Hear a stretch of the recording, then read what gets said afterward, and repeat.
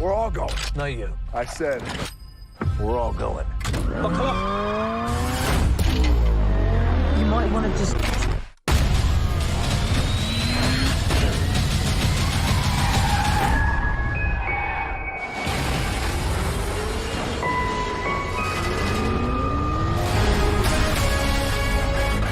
I think the biggest change would just be, more than anything, it's kind of the focus of the movie. You know, normally we do the fast films, and we have a very large ensemble cast, which is great, and it allows you to do things you can't do in a lot of films, and you get to have a lot of voices, and you get to do dialogue and have the guys kind of bust on each other. But it doesn't give you a lot of time to dig down and learn more about where they come from, what they're afraid of, what haunts them. So setting out to do this, we were able to really focus on Hobbs and where he comes from, and Shaw and what's going on with his family. And having those two bigger stories means you also have to focus on them more, shoot with them more. I'd say in terms of just production, that's probably the biggest difference. But other than that, it's the same in that we have giant action sequences that need a lot of work and a lot of care and a lot of love, and some really good, you know, dramatic scenes about fighting for the people that you love. The biggest challenge was time. We had a release date when I signed on, and it was 13 months from then until the release date. And so there's this ticking clock that's kind of, you know, over your head, not unlike a world-ending virus. Not unlike Hattie's ticking clock, and you're just like, how am I ever going to get this done? You know, but we had a great crew, we had great producers, and everyone just stood side by side and plowed through and did it. The biggest challenge of Hobbs and Shaw was, I think, a few things. Was making sure that we paid homage to the anchors that make a great Fast and Furious movie. That was very important for me because it's cool cars, great big action, cool characters. The women are kick-ass, the dudes kick-ass, funny. So there were elements that I wanted to make sure that we had paid homage to. But then what was also important for our movie Hobbs and Shaw was to make sure that we also had our own identity and that it felt a little different. The spirit of Fast and Furious, yes. But also just we were, I think, funnier than a lot of the other Fast and Furious movies all the way through because we're like an action comedy. And also making sure that because we didn't have a big ensemble cast and you had basically 3 main stars, well 4, in counting Idris, Vanessa, myself, and Jason Stampin, whatever, who cares, right? You know what? He had to shape, you know, he had to muck in with the old English people. But he did. It's great. Me and Dwayne like to tease each other a lot. You know, that's part of our, yeah, it is, on and off screen. You know, we like to sort of rib into each other because we're very, very different, you know. And I think it works, you know, we might have the same haircut, but that's where it ends. It was great for me because I love teasing Jason, and, you know, Jason at times could be very serious. He'd be, you know, like this all the time. So I like to get in there and kind of tease him a little bit, get him laughing, which was always fun. But yeah, we love teasing each other. But you know, I think the beauty of the movie is that we tease each other on screen and off screen. But it's on screen that teasing becomes this kind of cool chemistry that fans have really enjoyed. We do, in these comedies, do quite a bit. I run a very collaborative set, so if Dwayne has an idea for a line, he might come up and go, what about this, you know? Especially when we're trying to have fun. We had pitched him the Black James Bond because there was stuff in the press where, you know, they were wondering if he was going to be the next James Bond, and we thought it'd be a nice wink to the audience, yeah.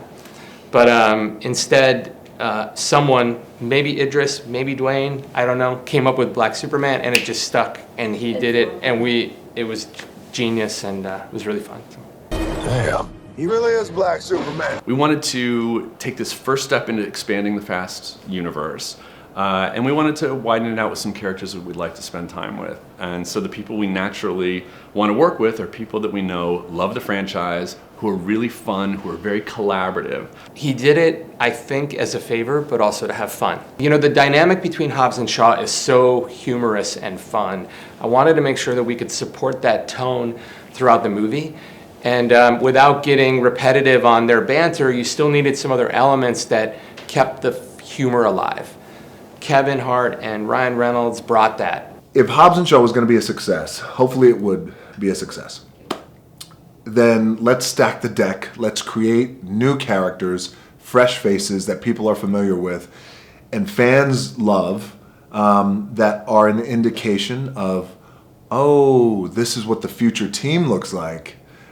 So Kevin Hart, Ryan Reynolds. We also had another idea for another cameo, but we didn't wind up doing it. But the cool thing is again, the goal was for people to watch the movie and then be so surprised by the cameos, like just fall over laughing so hard, but then also realize like, oh, that's who Hobbs is gonna partner up with in the future. That's the beauty of this, is that that's what you want to do with a spin-off. You want to go on new adventures. You want to create new characters that audiences will really enjoy. So Hobbs, Shaw, I mean, Idris Elba, without giving spoilers away, you know, he doesn't technically die. Ryan Reynolds, Kevin Hart, we have a few other surprises.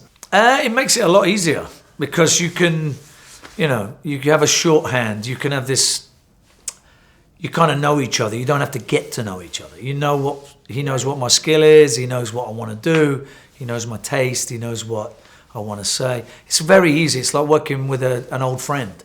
Always the best situation to get the best results. Yes, it was. That's a good question. It was an opportunity that we had to showcase my culture to the world, but also showcase both of our cultures, really. So myself and Jason's British culture.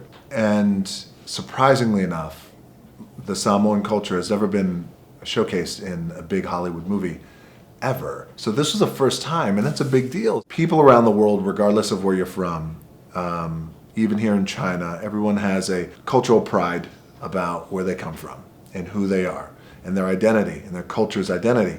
So I wanted to let the world know, like, this is my real culture and this is our identity, and we may be halfway around the world in the middle of the Pacific Ocean, but we still are inspired by family and protection, and then we kick ass all over the place and save the world. Apart from the money?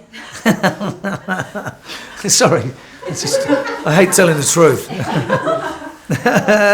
Look, you know, I'm a working actor. You have to make decisions on what movies you want to do and don't do. And I really wanted to work with Dave Leitch, and I had a great experience with Dwayne. These two things made a lot of sense. You want to make a good movie, you kind of bet on the people you're going to be around. And Idris Elba, another person I've been on my short list of people I want to work with. So it had a lot of elements that was too strong of a pull for me to say no. The biggest change is we get to really sort of know what Deckard Shaw stands for and what he really is. Because when I came in at the end of part 6, without question, he was the bad guy. And that sort of misconception has been sort of healed a little bit. And we get to understand that he's not as bad as people might have thought. You know, and I think the more we look into the Deckard Shaw world, we get to understand that he has very firm sort of principles, but he's not a bad guy. I hope so. You know what, the script is always this ever-changing. My selfish desire was to have a little bit more of a peep into the Madame M character and my relationship with Madame M. And, you know, in the opening of the movie, we see Deckard in bed with a girl. So let's not draw the wrong conclusion here.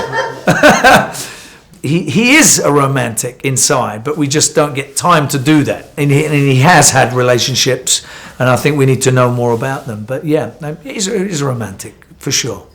I think we've done a great job with Deckard's character moving forward and making him more human and finding more layers of who he is, and he's not so cold. And we're driving him in this franchise towards hero. Not just anti-hero, but like hero. And maybe the next step is opening up his heart to somebody, you know, falling in love. I don't know. I would love to see that. It'd be amazing.